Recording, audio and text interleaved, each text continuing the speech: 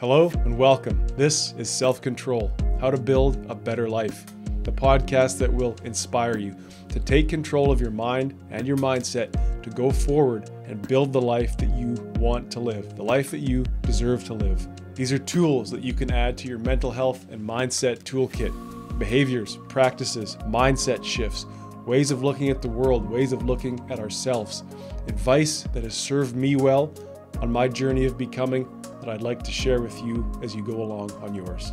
Today's episode, I want to talk about getting into a daily or weekly routine, having a visual schedule of your time that you follow as closely as you can. I'll tell you what that even means, what that looks like, what it's going to add to your life, what it's going to bring to your life, what it will allow you to do. I'll talk a little bit about my process of starting a routine, why I did it, and what it's done for me. I'll even show you what my schedule looks like. I'll open the kimono, so to speak. I'll impart a little bit of advice to help you start your own routine for you, a personalized way of looking at life for you. And I'll touch on some objections or some hesitations that people often have with starting a routine. Why wouldn't you want to start a routine? So if you're looking to stop wasting time, stop being distracted, stop feeling at once busy and yet unproductive, if you want to bring some predictability to an unpredictable life, let's go.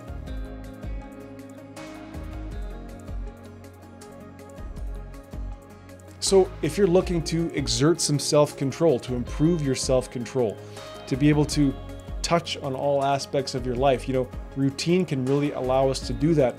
It can even help us reduce the stress and anxiety that we feel in daily life. And as I said, it allows you to bring predictability into something that is largely unpredictable in some ways. That's life. And when I say a routine or a schedule, this doesn't mean doing the exact same thing at the exact same time every day. It doesn't mean scheduling your life down to the minute for the rest of your life. I would simply say it means having a framework or a rough outline of what every day needs to be. Now, if you're saying, well, I work 9 to 5, that's my routine. I say, great.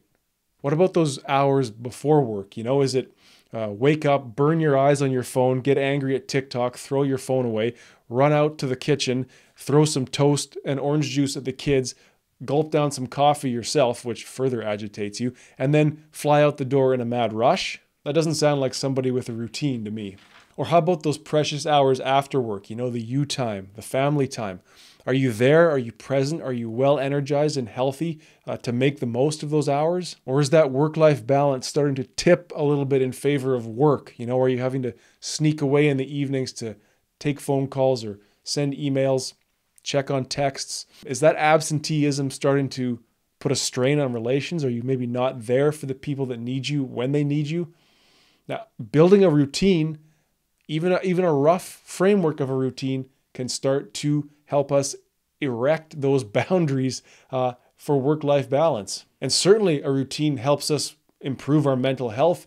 It can help us get rid of that anxiety, that feeling of chasing the day, that feeling of always being behind, or that strange phenomenon of always being busy and seeming to have little to show for it, which can really hurt the self-image and again lead to anxiety. And you may say, well, that's easy for you to say, Mr. works out of his home as a podcaster and freelancer and doesn't have kids. Me, I have kids. I have people that depend on me, you might say. And that's great. I think I envy you in that case. In some senses, that's what life is all about, right? To have people that depend on us, to be a foundation for a family, to be a rock for others. But, you can't use that as an excuse to surrender whatever personal time you do have, to let go of what self-control you can exert and simply say, whatever happens, happens. Right? Because when we say whatever happens, happens, then shit happens. And quite often we don't know why. And yes, I just talked last episode about how accepting and letting go is going to be the key to happiness. But I'm talking about accepting and letting go of the stuff you have no control over. Today we're talking about scheduling your time, scheduling your life, the stuff that you literally have the most control over. So where it comes to the things that you can control, you got to have a plan, man. Or woman, or non-binary. For me, whatever success I've had in this life has been about doing the boring, truly, the boring, repetitive fundamentals consistently, doing them over and over again. It's not, to me, necessarily about doing these crazy, wild, jaw-dropping things. It's about doing what we need to do, regular things, everyday things, the things that move the needle, so to speak, doing those things crazily, wildly, jaw-droppingly, consistently, and predictably. And developing a routine will no doubt help with your success. All right, so let me talk a little bit about how I develop my routine, and then we'll get started on talking about what you're going to do to develop your own. I'd actually say that my routine developed pretty organically over a long stretch of time, mostly just out of necessity. I actually, on an old hard drive, I found a schedule that I'd made for myself when I was in grade 12, which was 16 years ago. And it was, like I say, out of necessity. I was trying to balance studying for finals, part-time job, sports, friends, life. As small as it was back then, I still was trying to balance things. And I think I've always been somebody that needs to or wants to see the big picture. It wasn't like I sat down one day and went, my life is hell, I need to bring some order here. But if that's the case for you, if you're living in your own brand of hell, right? Perhaps you feel aimless, right? Perhaps you feel uncertain about what to do with the time that you do have, right? And quite often that just leads us back to the predictable things. Well, I'll just bury myself in work. I'll just bury myself in my phone. I'll just, distract myself with pleasure because I'm not too sure what I should be doing.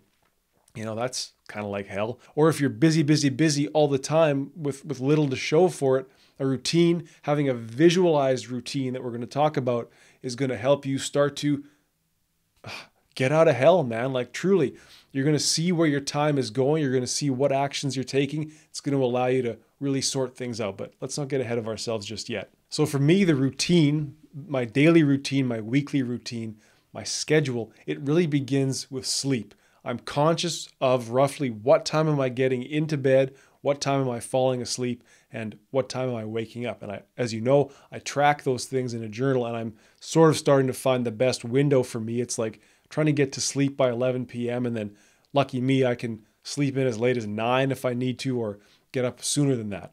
Beyond sleep, I'm conscious of what I'm going to eat, when I'm going to eat, and I track those on separate spreadsheets. I know it's a life of spreadsheets for me, but it's making a difference. And it's all part of the schedule, right? Like I should say the schedule for me, it exists across a couple of different notebooks and spreadsheets. And don't be afraid to have pages and spreadsheets and notebooks for different aspects of your life if you're looking to really exert some self-control. So I track what I'm going to eat, when I'm going to eat, and then as well, when am I going to be active? When am I going to exercise? And then, of course, you simply have to schedule in the things that you need to do. Paying the bills, going to the dentist, picking up the kids from school might be the case for you. Whatever that looks like, the things that we need to do, we have to visually get those laid out on the page. And so, quite simply, whenever I can manage it, I sit down once a week and sketch out the week that's coming. And what I'm going to do is I'm going to attach a picture to the show notes that you can look at. You can actually see how I do this. And if you're watching on YouTube, I'm going to insert that picture right now. You see every day has its own space on the page. There's a week number. There's a little title for the week because I'm a funny, creative little guy like that. That color coding I use to spice things up. And of course, it helps me see when I'm doing too much of one thing or not enough of these things over the week. Am I getting enough exercise? Am I getting enough time in the office? Am I, yellow for me is paid work outside of the house. Not too much of that this week, it looks like. But again, this is all part of that visualization scheme. So much of our self-control falls off when we don't have an accurate picture of who we are and what we're doing. That's what I've really worked on for myself, and something I would encourage you, whether it's journaling, scheduling, tracking what you're up to, or setting goals, creating a schedule, like living in the future tense as well. All of these things allow us to see who we are and what we're up to, and shine light truly into the dark corners and help us get our hands on those areas of our life that we have been absent from or have not exerted enough control over. And it's important too to leave that white space in every day, right? That's free time. That's time where you need to be flexible, time to say, if something came up, I could go to it, or I could move something there if something came up at a time when I was assuming I'd be otherwise engaged. I really need to make this point for you. This is not about overdoing it. This is not about overcommitting. This is not about taking on more than you can do, right? This is not a major change. I would say that starting a routine or a schedule really should be completely organic and natural, in the sense that I'm not telling you to do anything differently than you are. I'm not telling you to feel like you have to fill your page and do a bunch of things. I got to be a good dad. I got to pick up the kids. I got to start exercising 7 days a week. I should start a business. I should, with the wife as often as possible. I should go see my parents. No. This is key right here. If you take nothing away from this episode, but this, I'll be happy. It is first about structuring the time, structuring the activities that you would already be doing anyway. That's the start. There's no change. Don't do anything differently, but simply take a week and write out what that looks like. And again, if you say, well, I work 9 to 5 every day, so I just put 9 to 5 on the schedule there. Okay, fine. But maybe if you're someone who needs to be a bit more self-directed at work, or if you're someone who, is working in a profession where, again, that work-life balance can start to tip, maybe we need to go into that 9 to 5 workday and start breaking that down even further. Maybe it's not enough to just say for 40 hours a week, I'm not really exerting any control over my life. I'm just whatever happens. I'm at the office, I'm at the job site 8-10 hours a day, and I'm good. I feel good about it. My paycheck comes in, but you say all that, and then somehow you're sneaking off in the evening to go answer phone calls or texts, or you're checking in with coworkers or clients or colleagues, whatever. Perhaps here in that routine, here in that 9 to 5 block where it's just murky, or someone else is looking after it, or your boss tells you what to do, your secretary has you all figured out, it may be necessary to go in there and start finding those spots where time is being wasted. People are taking up too much of your time. You're being distracted. You're being spread thin. And whatever amount of self-control you can exert at your job, it may be time to do that, because if that work-life balance is tipping, if you're stressed out to hell, if you can't function in your life because of work, it's time to, again, don't change anything. Don't seek to make any rapid or wild, adjustments. Simply make a note of what's going on. Where is that time going? And so you'll notice, going back to my routine, I don't really have times written in there, but everything is in a rough chronological order. Every day starts with a walk. I try to get weightlifting in 4 or 5 mornings a week. And then you see toward the end of the day, I make time to walk again, write in my journal, and pray. Then in the middle of the day is when things are a bit more flexible. You see, I've got blocks there where I'm writing, recording, editing podcast episodes. If there's things that I'm doing socially, those go in. Making time, very important, making time to eat, right? Write that in your schedule when you're going to eat, or you sometimes don't eat, or you eat too much, or you eat weird shit at weird hours. And again, anything that needs to go on in your life goes on the page so you can visually see it. And we use sleep like bookends, and we use those things that we want to do, need to do, like pillars, like keystones, like a foundation. Get them in there. That's the routine nature of this thing, right? The things that occur repeatedly every day, get them in there. That hopefully includes sleep, work, exercise, family time, whatever it is. Build in those pillars, build in that foundation, because then you can see where free time lies. Where does flexibility lie? Where does that time to start that hobby that I never really started? Where could that go? Where could, I need to make time to attend to one of my children's needs, one-on-one especially, but I don't know when to do that. I'm never sure when to find them. It's like, well, where might your schedules line up? This really, really helps in time management and doing away with distractions, right? When you see clearly what needs to be done, and you get a nice rush off of checking that thing off once it is done, there's going to be less and less time for screwing around, especially if you've scheduled in the things that you want to do as well. We're weighting equally, or we're weighting as we need to, the things that must be done and the things that we want to do with our life. And suddenly now our whole life is laid out before us on this page, and we can follow it as closely as we want. We can move it around. We can make adjustments as needed over time. And this really, really helps with that feeling of being overwhelmed by all that goes into life, because now suddenly you can visualize your day. This is an act of self-control. You can put things where you want to put them now, even if it's a given that they're going to have to go there. You put them there. Now, it's not, what am I doing? What's going on? It's, I know what I'm doing, and I know what's going on, and I know when it's going to happen, and I know what's happening next, and I know what happened before it. Suddenly now, we're open to life across time. And that really, to me, is the essence of self-control. All right, I want to quickly mention some longer term benefits to scheduling and creating a routine for yourself. If you're on the fence about doing this, hopefully this will get you thinking. Number one, if you feel aimless, if you feel like you just want to take each day as it comes and just, again, you're not sure where you're going, but you're going and you're living in the moment and whatever you want to say. As I've been saying, you will now see very clearly where you're going. Nobody could accuse you of being aimless if you had a routine like this, right? Aimless, here's my week scheduled out and look at all the things I've already done. I know what I'm driving towards. Now, this also really helps with longer term goals, right? Like, for example, this podcast that I'm working on, those longer term goals require consistent daily effort. It's like I said before, I didn't just start this podcast. I didn't just do this crazy thing. It's like, no, I worked at it every day for going on 3 years now. And if you have something that you're pursuing, a long-term goal, whether it's career related, family related, or a sport, a hobby, whatever it is you're pursuing, whatever it is you want to build up in your life, build into something, of course, it requires consistent daily effort. Well, when is that consistent daily effort going to happen every day?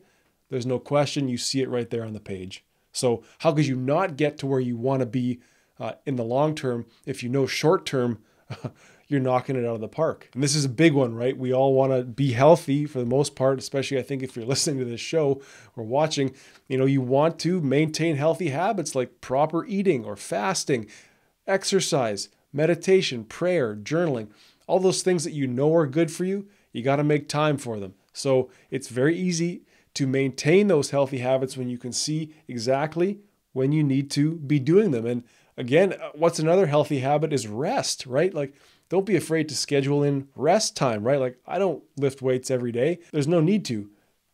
Feel good about that white space or that rest space in your day and know that that is part of your long-term success. And lastly, I just think that having a routine or driving at a visualized scheme by which you can see your life laid out and one of your own making, that really is going to improve that mental health. It's going to improve that anxiety so much because you're now, by your own power, touching the areas of your life that you need to touch. And you're touching all areas of your life evenly and firmly, right? Like, I'm making time for myself. I'm making time for others. It's not a question. It's not like, I wake up in the morning and what do? It's like, I wake up in the morning and I know that I don't need to go to my phone. I need to take 5 minutes to meditate in bed before going downstairs to throw breakfast at my family. Those 2 hours before work, it's not this big, scary, dark place where all of a sudden I'm at work, I don't know what happened. It's like, no, I can see it there as a block on the page. I see what needs to be done. And I go ahead and do it. And I would have to say, at least in my experience, it pays off big time when you know what's coming down the road tomorrow. You know what's coming down the road in an hour from now. You don't have to live and die by it, but at least you have that framework to work within. All right, I'll leave it there for now. The benefits of starting a routine, there's many of them. I've been blessed to have the time to build one that works for me. It has helped greatly reduce my anxiety. It's improved my mental health because I see where I'm going. I know what I need to do, and I go ahead and do it. It helps me eliminate distractions. It helps me use my time in a way that I can be proud of. And overall, I think it's something that I would suggest to you. It's not about taking on more than you can truly do. It's not about biting off more than you can chew. And it's not about making any wild changes to your life. Start simply by writing down what it is that you need to do. You find those consistent things. You use them like pillars. You use sleep as the bookends, and you see, where can I put free time? Where can I put flex time? Where can I put stuff that matters to me, matters to my family, matters to my friends, my life? And it's like putting together a puzzle. Your life can be puzzling for sure. Why not take on that self-control of building your life as best you can? And in doing so, I hope you'll remember, better is always possible.